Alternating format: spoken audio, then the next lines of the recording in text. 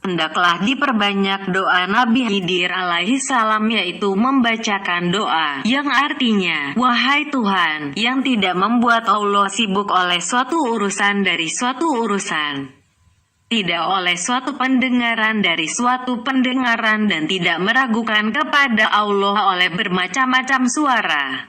Wahai Tuhan yang tidak membawa Allah tersalah oleh bermacam-macam permintaan dan tidak membawa perbedaan kepada Allah oleh berbagai macam bahasa. Wahai Tuhan yang tidak membawa Allah jemu oleh banyaknya permintaan dari orang-orang yang meminta dan tidak membawa Allah marah oleh permintaan orang-orang yang meminta. Anugerahilah pada kami dengan kesejukan maaf-Mu dan kemanisan munajat-Mu. Dan hendaklah berdoa dengan apa yang tampak baginya dan minta ampunlah bagi dirinya sendiri, bagi kedua ibu bapaknya, bagi sekalian mukmin pria dan wanita. Dan hendaklah bersungguh-sungguh berdoa dan hendaklah mengagungkan permohonannya itu. Karena bagi Allah tidak melebihi dari keagungan Allah oleh sesuatu. Berdoa Matraf bin Abdullah, dan dia waktu itu di Arafah, wahai Tuhanku, janganlah Engkau azabkan sekalian orang dari karenaku. Berkata Bakr al-Mazani, berkata seorang laki-laki, manakala aku memandang kepada penduduk Arafah, lalu aku menyangka bahwa mereka telah diampunkan segala dosanya, jikalau tidaklah aku berada dalam kalangan mereka. Jumlahan ke-7, tentang awal perbuatan haji yang masih tinggal sesudah wukuf, yaitu bermalam, melemparkan jamrah, menyembelih kurban, bercukur dan bertawaf. Apabila berjalan dari Arafah sesudah terbenam matahari, maka seyogyanya berada dengan tenang dan tentram sopan. Hendaklah dijauhkan dari berlari-lari kuda dan kecepatan berjalannya unta, sebagaimana dibiasakan oleh sebahagian manusia. Sesungguhnya Rasulullah Shallallahu Alaihi Wasallam melarang dari berlari-lari kuda dan dari kecepatan berjalannya unta, dan bersabda, takutlah pada Allah dan berjalanlah dengan perjalanan yang bagus. Janganlah kamu pijak orang yang lemah dan jangan kamu sakiti orang muslim. Apabila telah sampai ke Musdalifah, lalu mandi. Karena Musdalifah itu adalah sebagian dari tanah haram, maka hendaklah memasukinya dengan mandi. Kalau sanggup memasukinya dengan berjalan kaki, maka adalah lebih utama dan lebih mendekati kepada penghormatan akan tanah haram. Dan adalah di jalan dengan meninggikan suaranya mengucapkan talbiyah, doa-doa, apabila telah sampai di Musdalifah. Lalu membacakan doa yang artinya, wahai Tuhanku, sesungguhnya ini adalah Musdalifah. Engkau kumpulkan padanya bermacam-macam bahasa yang meminta padamu akan hajatnya masing-masing. Maka jadikanlah aku dari orang yang berdoa padamu, lalu engkau terima doa itu, dan dari orang bertawakal kepadamu, lalu engkau cukupkan akan dia. Kemudian dikerjakan salat jamaah antara maghrib dan isya di Musdalifah pada waktu isya, dengan diringkaskan satu azan dan dua iqomah, yang tak ada di antara keduanya salat sunat. Tetapi dikumpulkan sunat maghrib, sunat isya, dan witir sesudah kedua salat fardu tadi. Dimulai dengan sunat maghrib, kemudian dengan sunat isya, seperti pada kedua salat fardunya. Sesungguhnya meninggalkan salat sunat dalam perjalanan adalah kerugian yang nyata. Dan memaksakan mengerjakannya di dalam waktu adalah mendatangkan melarat serta memutuskan ikut mengikuti antara kedua sunat itu dan salat fardu. Apabila boleh dikerjakan sunat bersama fardu dengan satu tayamum, secara hukum ikut mengikuti hukum etab ijah, maka pembolehan melaksanakan keduanya di atas hukum jamaah dengan tab ijah adalah lebih utama, dan tidak tercegah dari ini oleh bercerainya sunat bagi fardu, tentang boleh melaksanakannya di atas kendaraan. Karena apa yang telah kami tunjukkan tentang etab, ijah, hukum ikut mengikuti dan hajat keperluan. Kemudian, bermalam pada malam itu di Musdalifah, yaitu bermalam yang termasuk dalam nusuk ibadah. Siapa yang keluar dari Musdalifah dalam nisfu pertama, pertengahan pertama dari malam itu dan tidak bermalam, maka haruslah menyembelih dam. Menghidupkan malam yang mulia ini, termasuk amalan mendekatkan diri kepada Allah Ta'ala yang baik bagi orang yang sanggup mengerjakannya. Kemudian, apabila telah datang pertengahan malam, lalu bersiap-siap untuk berangkat dan mengambil batu kecil-kecil daripadanya sebagai perbekalan melemparkan jamrah. Di situ banyak batu-batu kecil, maka hendaklah diambil 70 butir. Yaitu sekedar diperlukan, dan tiada mengapa dengan terang-terangan mengambil lebih banyak sebab kadang-kadang jatuh sebahagian daripadanya.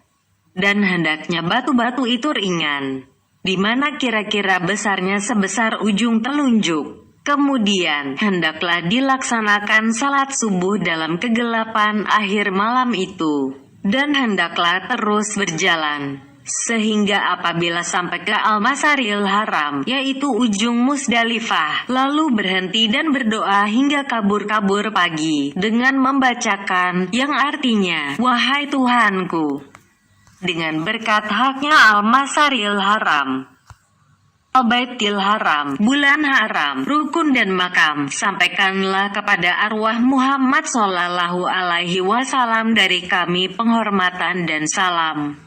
Dan masukkanlah kami ke dalam surga Darussalam.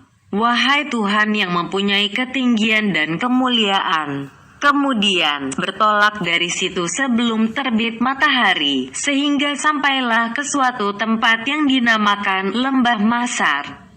Maka disunatkan menggerak-gerakan binatang kendaraan, sehingga dapat memotong lintangan lembah. Kalau berjalan kaki maka bersegeralah berjalan. Kemudian, apabila datang waktu subuh di hari raya haji itu, maka dicampurkanlah talbiyah, doa-doa dengan takbir. Ia bertalbiyah sekali, kemudian bertakbir sekali. Maka sampailah di Mina dan tempat jamrah-jamrah. Jamrah itu 3, lalu dilewatinya jamrah pertama dan kedua. Tak ada urusan dengan kedua jamrah ini pada hari raya. Sehingga sampailah ia ke Jamrah Al-Aqobah. Letaknya di sebelah kanan bagi orang yang menghadap kiblat di tepi jalan besar. Dan tempat yang dilemparkan itu adalah tinggi sedikit pada lereng bukit. Dan jelas tempat terletaknya jamrah-jamrah itu. Jamrah Al-Aqobah itu dilemparkan sesudah terbit matahari kira-kira setinggi lemparan tombak. Dan caranya, dengan berdiri menghadap kiblat. Dan kalau menghadapi jamrah, tiada mengapa juga. Jamrah itu dilemparkan dengan 7 butir batu dengan mengangkatkan tangan. Pembacaan talbiyah, doa-doa, digantikan dengan takbir, yaitu, membaca bersamaan dengan pelemparan tiap-tiap butir batu. Yang artinya, Allah Maha Besar, aku melemparkan ini karena mentaati Tuhan yang Maha Pemurah dan menghinakan setan. Ya Allah, ya Tuhanku, karena membenarkan kitab-Mu dan mengikuti sunnah Nabi-Mu. Apabila telah melempar, maka dihentikan pembacaan talbiyah, doa-doa dan takbir, selain dari takbir di belakang salat-salat fardu. Dari duhur hari raya haji sampai kepada di belakang subuh dari penghabisan hari tasyrik, hari 11, 12, 13 dari bulan Zulhijjah. Dan tiada berhenti bertakbir pada hari ini, karena membaca doa. Tetapi berdoa pada tempat tinggalnya saja. Bentuk takbir itu, ialah dibacakan, yang artinya, Allah Maha Besar. Allah Maha Besar, Allah Maha Besar yang Maha Agung. Segala pujian yang sebanyak-banyaknya bagi Allah. Maha suci Allah pada pagi dan petang. Tiada Tuhan yang disembah selain Allah yang Maha Esa. Tiada bagi Allah sekutu. di mana kami mengikhlaskan agama bagi Allah semata-mata walaupun orang-orang kafir itu benci. Tiada Tuhan yang disembah selain Allah yang Maha Esa. Dia membenarkan akan janji Allah, menolong akan hamba Allah dan menghancurkan akan barisan-barisan musuh Allah. Al-Ahzab oleh Allah sendiri. Tiada Tuhan yang disembah selain Allah, Allah yang Maha Besar. Kemudian, hendaklah menyembelih hewan yang akan dihadiahkan kepada orang kalau ada padanya, dan yang lebih utama disembelih olehnya sendiri, serta hendaklah membacakan dengan nama Allah, dan Allah itu Maha Besar. Ya Allah Tuhanku, dari Engkau, dengan Engkau dan kepada Engkau, terimalah daripadaku, sebagaimana telah Engkau terima dari kekasihmu Ibrahim. Menyembelih kurban dengan unta adalah lebih utama, kemudian dengan sapi, kemudian dengan kambing atau biri-biri syah. Dan syah itu lebih utama, afdal, daripada berkongsi 6 orang pada seekor unta atau sapi. Dan biri-biri adalah lebih utama daripada kambing. Bersabda Nabi Shallallahu Alaihi Wasallam, yang terbaik untuk kurban itu ialah kambing, biri-biri yang bertanduk. Dan yang berwarna putih adalah lebih utama daripada yang berwarna kelabu atau hitam. Berkata Abu Hurairah, yang berwarna putih adalah lebih utama pada penyembelihan kurban daripada 2 ekor yang hitam. Dan hendaklah ia makan daripadanya, kalau kurban itu adalah kurban sunat. Dan janganlah disembelih untuk kurban itu hewan yang pincang, yang terpotong hidung, yang hilang kebanyakan telinganya, tanduk, yang berkudis, yang berlobang telinga dari atas, yang berlobang telinga dari bawah, yang koyak telinga dari hadapan, yang koyak telinga dari belakang, yang kurus yang tidak menampak kebersihan padanya lagi dari karena kurusnya, yang terkerat hidung atau telinga karena ada yang terputus daripada keduanya. Kemudian sesudah itu lalu mencukur rambut, dan sunat menghadap kiblat dan memulai dengan kepala bahagian depan. Maka dicukurkan bagian yang kanan sampai kepada 2 tulang yang berdekatan dengan kuduk. Kemudian hendaklah ia cukur yang masih tinggal, dan membaca doa sewaktu mencukuri itu, yang artinya, Ya Allah Tuhanku, tetapkanlah bagiku dengan tiap-tiap sehelai rambut akan kebajikan, dan hapuskanlah daripadaku dengan tiap-tiap rambut itu akan kejahatan, dan tinggikanlah derajat bagiku dengan tiap-tiap rambut itu pada sisimu. Dan wanita itu menggunting rambutnya. Dan bagi orang yang botak, maka disunatkan melakukan pisau cukur atas kepalanya. Manakala telah bercukur setelah pelemparan jamrah, maka telah berhasillah baginya tahallul pertama, dan halallah baginya segala larangan karena haji, selain wanita dan memburu binatang. Kemudian berangkat ke Makkah dan mengerjakan tawaf sebagaimana telah kami terangkan dahulu. Tawaf ini adalah tawaf rukun dalam haji dan dinamakan tawaf ziarah. Dan permulaan waktunya ialah sesudah tengah malam dari malam hari raya.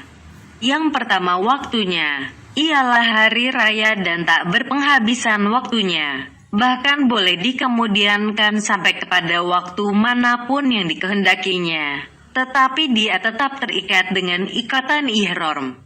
Maka tiada halal baginya wanita sampai ia mengerjakan tawaf itu. Apabila telah mengerjakan tawaf, niscaya sempurnalah tahallul dan halallah bersetubuh jima, serta terangkatlah ihram keseluruhannya.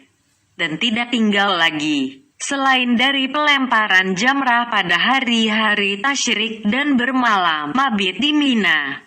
Semuanya ini adalah kewajiban sesudah habis ihram di atas jalan pengikutan bagi haji.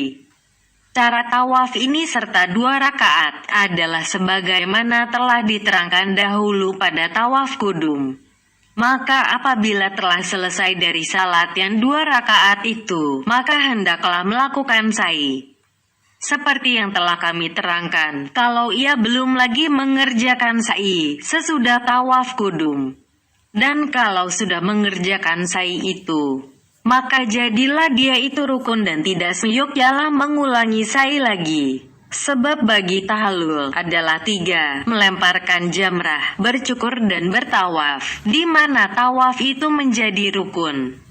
Manakala telah dilaksanakan 2 dari yang 3 ini, maka berhasillah 1 dari 2 tahallul. Dan tidak berdosa mendahulukan dan mengemudiankan dengan yang 3 tadi, serta penyembelihan kurban.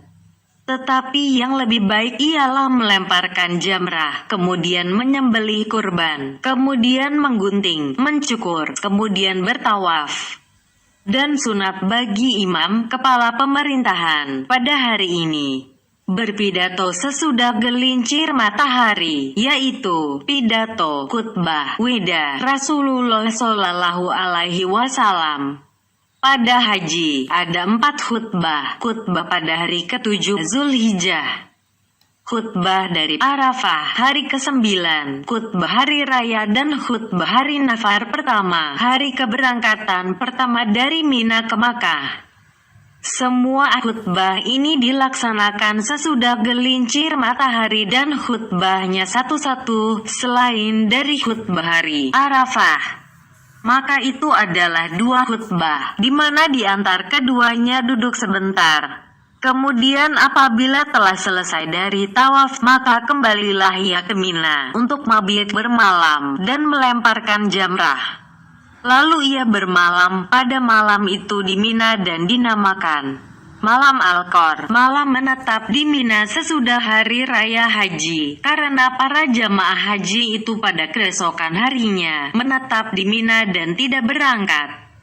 Apabila telah siang hari kedua dari hari raya dan telah gelincir zawal matahari, niscaya mandilah untuk pelemparan dan menuju ke jamrah pertama, Al-Jamratul Ula, yang mengiringi Arafah, yang mula berjumpa bila kita dari Arafah. Jamrah itu di sebelah kanan jalan besar, dan dilemparkan kepadanya dengan 7 butir batu. Apabila telah selesai, lalu berjalan sedikit dari kanan jalan besar dan berhenti dengan menghadap ke kiblat. Lalu mengucapkan pujian kepada Allah Ta'ala, mengucapkan Alhamdulillah, membacakan tahlil, membacakan la ilaha illallah, bertakbir dan berdoa dengan kehadiran hati dan khusyuk seluruh anggota badan. Berhenti dengan menghadap ke kiblat, kira-kira selama membaca surat Al-Baqarah dengan menghadapkan diri kepada berdoa. Kemudian, lalu maju menuju ke jamrah tengah Al-Jamratul Wusta dan melemparkannya, sebagaimana melemparkan jamrah pertama, dan berhenti sebagaimana berhenti pada jamrah pertama. Kemudian, lalu maju menuju ke jamrah Al-Aqobah dan melemparkannya 7 kali. Dan janganlah mengerjakan sesuatu pekerjaan, tetapi kembalilah ke tempat tinggal, dan bermalam pada malam itu di Mina. Dan malam ini dinamakan malam nafar pertama, dan berpagilah di situ. Maka apabila telah mengerjakan salat duhur pada hari kedua dari hari tasyrik, niscaya ia melemparkan pada hari ini 21 butir batu, seperti hari sebelumnya. Kemudian ia memilih antara berdiam di Mina atau kembali ke Makkah. Kalau ia keluar dari Mina sebelum terbenam matahari, maka tak ada apa-apa atasnya. Kalau ia bertahan sampai malam, maka tak boleh baginya keluar lagi, tetapi haruslah bermalam, sehingga ia melemparkan pada hari nafar kedua 21 butir batu, seperti yang lalu. Tentang tidak bermalam dan melemparkan itu, dikenakan penyembelihan dam dan hendaklah disedekahkan dagingnya. Dan boleh ia berziarah ke Baitullah pada malam-malam di Mina, dengan syarat ia tidak bermalam selain di Mina. Itu adalah Rasulullah Shallallahu Alaihi Wasallam berbuat yang demikian, dan tidaklah meninggalkan menghadiri segala salat fardu bersama imam di Masjid Al-Khaif karena keutamaannya besar sekali. Apabila bertolak dari Mina, Maka yang lebih utama ia bertempat di Al-Mahsab daripada di Mina dan bersalat ashar, maghrib dan isya dan tidur sebentar. Maka itulah sunnah Nabi, yang diriwayatkan segolongan dari sahabat radhiyallahu anhu. Kalau tidak diperbuatnya yang demikian, maka tidaklah sesuatu atasnya. Jumlah ke-8 tentang cara umrah dan apa-apa sesudahnya sampai kepada tawaf wida. Barang siapa bermaksud mengerjakan umrah sebelum haji atau sesudahnya, menurut kesukaannya, maka hendaklah ia mandi dan memakai pakaian ihram sebagaimana telah diterangkan dahulu pada haji. Ia melakukan ihram umrah dari mikatnya. Mikatnya yang lebih utama ialah Al-Jaranah, kemudian At-Tanim, kemudian Al-Hudaybiyah. Ia meniatkan umrah, membacakan talbiyah, doa-doa, menuju Masjid Aisyah, bersalat 2 rakaat dan berdoa apa yang dikehendakinya. Kemudian kembali ke Makkah, di mana ia membaca doa-doa sampai masuk ke Masjidil Haram. Apabila telah masuk masjid, maka ia meninggalkan talbiyah, doa-doa, lalu bertawaf 7 kali dan bersa'i 7 kali, seperti telah kami jelaskan dahulu. Apabila itu telah selesai, maka ia bercukur, menggunting dan telah sempurnalah umrah. Dengan demikian, orang yang bermukim di Makkah seyogyanya membanyakkan umrah dan tawaf, dan hendaklah membanyakkan melihat ke Baitullah. Apabila ia masuk ke Baitullah, maka hendaklah mengerjakan salat 2 rakaat di antara 2 tiang Baitullah. Maka itulah yang lebih utama. Dan hendaklah masuk dengan kaki terbuka dengan sikap memuliakan. Ditanyakan sebahagian mereka, adakah engkau masuk ke bait Tuhanmu pada hari ini?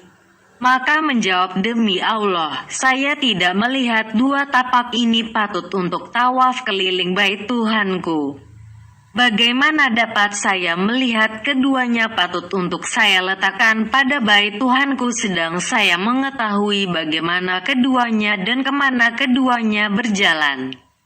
Dan hendaklah membanyakkan minum air Zam-Zam dan mengambil minuman itu dengan tangannya sendiri, tanpa menggantikan dengan orang lain jikalau mungkin. Dan hendaklah minum dengan sepuas-puasnya sehingga memenuhi perut, serta hendaklah membacakan doa yang artinya, Ya Allah Tuhanku, jadikanlah kiranya air Zam-Zam itu obat daripada segala penyakit dan kesakitan, dan anugerahilah aku keikhlasan, keyakinan dan kebaikan di dunia dan di akhirat. Bersabda Nabi Shallallahu Alaihi Wasallam, air Zam-Zam itu untuk apa yang diminumkan baginya. Artinya, menyembuhkan akan apa yang diinginkan dengan dia. Jumlah ke-9 tentang tawaf wida. Manakala ingin kembali ke tanah air sesudah selesai daripada menyempurnakan haji dan umrah, maka pertama-tama hendaklah menyelesaikan segala pekerjaan. Hendaklah mempersiapkan kendaraan dan hendaklah membuat perbuatannya yang terakhir, bertawaf wida. Widanya itu ialah dengan melakukan tawaf 7 kali, sebagaimana telah diterangkan dahulu. Tetapi tanpa berlari-lari dan berjalan cepat. Apabila telah selesai dari tawaf wida, maka mengerjakan salat 2 rakaat di belakang makam Ibrahim dan meminum air Zam-Zam.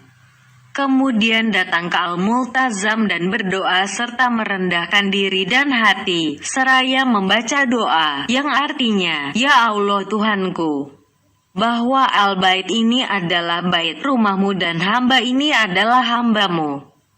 Putera hambamu yang laki-laki dan putera hambamu yang wanita, engkau tanggungkan akan aku barang yang engkau mudahkan bagiku daripada makhlukmu, sehingga engkau jalankan akan aku di dalam segala negerimu, dan engkau sampaikan akan aku dengan nikmatmu, sehingga engkau tolongi akan aku untuk menunaikan segala manasikmu.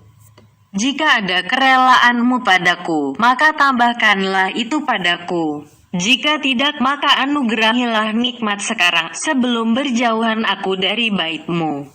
Inilah waktu kepergianku, jika engkau izinkan bagiku, tanpa pergantian dengan engkau dan bait engkau, dan tidaklah karena benci kepada engkau dan bait engkau.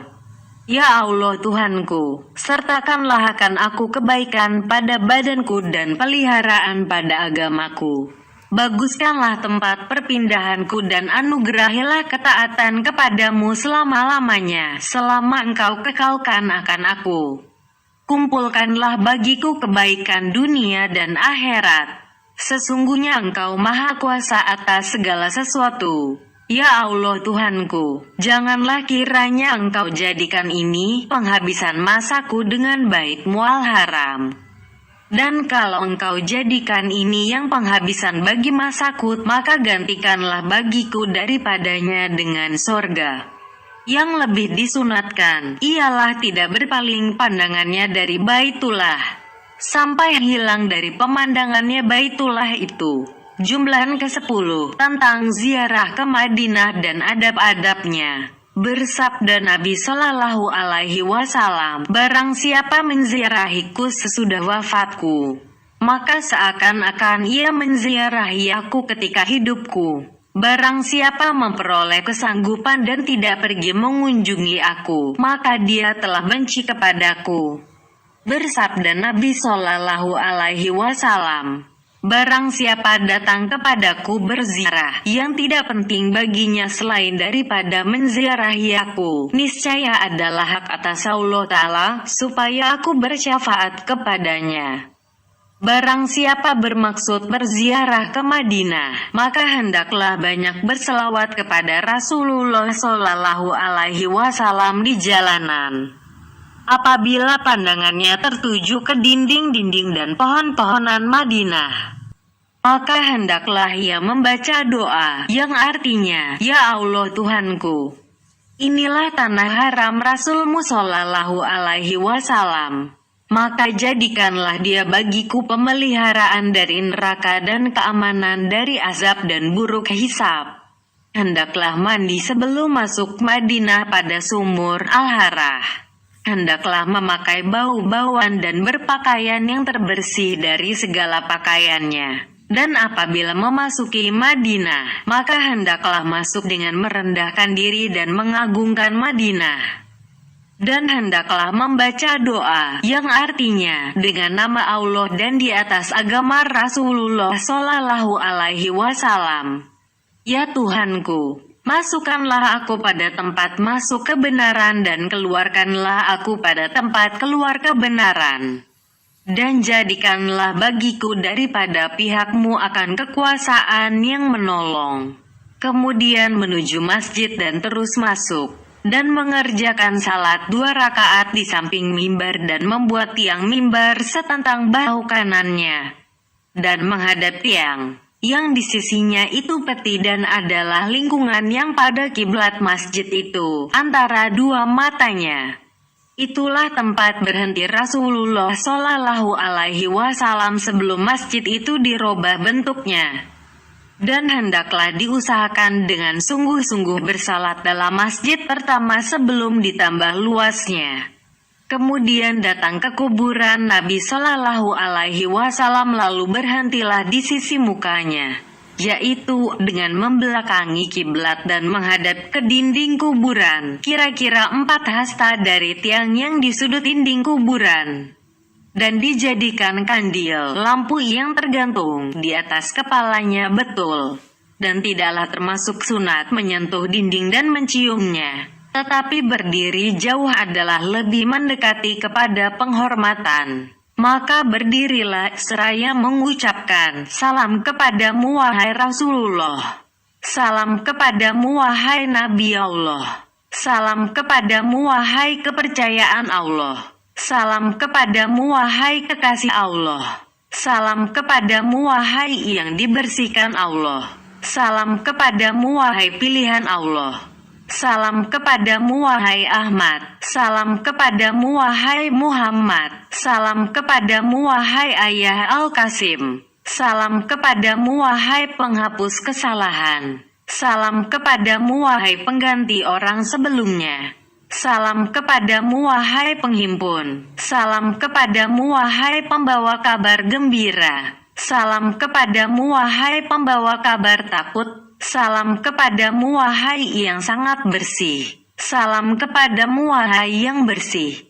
Salam kepadamu wahai yang termulia dari anak Adam. Salam kepadamu wahai penghulu dari segala rasul. Salam kepadamu wahai kesudahan segala nabi. Salam kepadamu wahai Rasul Tuhan semesta alam.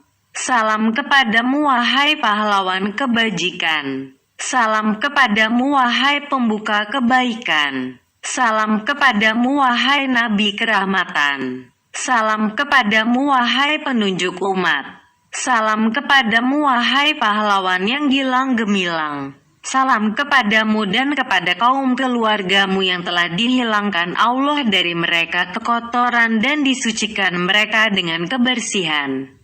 Salam kepadamu dan kepada para sahabatmu yang baik-baik dan kepada para istrimu yang suci ibu orang-orang mukmin. Dibalasi engkau oleh Allah daripada kami, yang lebih utama daripada apa yang dibalasi Allah akan seseorang nabi dari kaumnya dan seorang rasul dari umatnya. Diberi rahmat oleh Allah kepadamu. Tiap kali disebut akan kamu oleh orang-orang yang menyebutkan dan tiap kali dilupakan akan kamu oleh orang-orang yang melupakan. Diberi rahmat oleh Allah kepadamu dalam orang-orang yang dahulu dan orang-orang yang kemudian, seutama, sesempurna, setinggi, semulia, sebaik dan sesuci apa yang telah diberikan rahmat oleh Allah kepada seseorang daripada makhluk Allah. Sebagaimana ia melepaskan kami dengan sebabmu daripada kesesatan dan ia menganugerahkan kami dapat melihat dengan sebabmu daripada kebutaan dan ditunjuk Allah kami dengan sebabmu daripada kebodohan. Aku mengaku bahwa tiada Tuhan yang disembah selain Allah yang Maha Esa, tiada sekutu bagi Allah. Dan aku mengaku bahwa engkau hamba Allah, Rasul Allah, kepercayaan Allah, kebersihan Allah, pilihan Allah, dari makhluk Allah. Aku mengaku bahwa engkau telah sampaikan kerasulan, telah engkau laksanakan kepercayaan, amanah, telah engkau nasihatkan umat. Telah engkau berjihad dengan musuhmu, telah engkau tunjuki umatmu dan telah engkau berbakti kepada Tuhanmu, sehingga datanglah kepadamu keyakinan. Maka diberi rahmat oleh Allah kepadamu dan kepada kaum keluargamu yang baik-baik, diberi Allah kesejahteraan, kemuliaan, kedermawanan dan kebesaran. Kalau ada membawa pesan orang untuk disampaikan salam kepada Nabi, maka ucapkan, salam kepadamu dari si Anu. Salam kepadamu dari si Anu. Kemudian mundur kira-kira sehasta. Lalu memberi salam kepada Abu Bakar as-Siddiq karena kepalanya di sisi bahu Rasulullah Shallallahu Alaihi Wasallam dan kepala Umar di sisi bahu Abu Bakar. Kemudian mundur lagi kira-kira sehasta, lalu memberi salam kepada keduanya, seraya mengucapkan, salam kepadamu berdua wahai wazir Rasulullah Shallallahu Alaihi Wasallam, penolong Rasul pada menegakkan agama selama Rasul masih hidup dan yang berdiri di tengah-tengah umatnya sesudahnya dengan segala urusan agama, di mana kedua engkau pada yang demikian itu mengikuti jejaknya dan bekerja menurut sunnahnya. Maka dibalasi kiranya kedua engkau oleh Allah dengan sebaik-baik apa yang dibalasi Allah kepada kedua wazir Nabi dari agamanya. Kemudian kembali, lalu berdiri di sisi kepala Rasulullah Shallallahu Alaihi Wasallam di antara kuburan dan tiang sekarang dan menghadap kiblat. Dan hendaklah memuji Allah yang maha mulia dan maha besar dan mengagungkan Allah serta membanyakkan selawat kepada Rasulullah Shallallahu Alaihi Wasallam. Kemudian berdoa, ya Allah Tuhanku, sesungguhnya engkau berfirman dan firman engkau itu benar, kalau mereka itu ketika menganiaya dirinya sendiri datang kepada engkau, lalu mereka memohonkan ampun kepada Tuhan. Dan Rasul memohonkan ampunan pula untuk mereka. Tentulah mereka akan mendapati Allah itu penerima taubat dan penyayang. S4 An-Nisa ayat 64. Ya Allah Tuhanku, sesungguhnya kami telah mendengar firman-Mu. Kami taati perintah-Mu dan kami maksudkan akan Nabi-Mu, di mana kami memohonkan syafaat dengan sebabnya kepadamu pada segala dosa kami dan barang yang memberatkan belakang kami daripada segala dosa kami yang bertaubat dari kesalahan kami, yang mengakui dengan segala kesalahan dan keteledoran kami. Maka terimalah taubatku wahai Tuhanku pada kami. Berikanlah akan Nabi-Mu ini syafaat pada kami dan tinggikanlah akan kami disebabkan kedudukannya pada sisi-Mu dan haknya padamu. Ya Allah Tuhanku, ampunilah segala orang Muhajirin dan Ansar. Ampunilah kami dan segala saudara kami yang telah mendahului kami dengan beriman. Ya Allah Tuhanku, janganlah Engkau jadikan ini penghabisan waktu menziarahi kuburan Nabi-Mu dan tanah haram-Mu. Wahai yang maha pengasih dari segala yang pengasih, kemudian datang ke Raudah, lalu bersalat padanya 2 rakaat, dan membaca doa apa yang disanggupi karena sabda Nabi Shallallahu Alaihi Wasallam. Apa yang di antara kuburanku dan mimbarku adalah suatu kebun raudah dari kebun-kebun sorga dan mimbarku adalah di atas kolamku.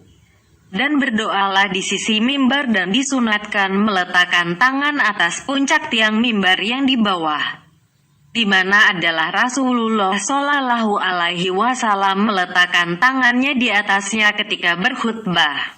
Dan disunatkan datang ke Bukit Uhud pada hari Kamis dan menziarahi kuburan orang-orang syahid, syuhada, di situ.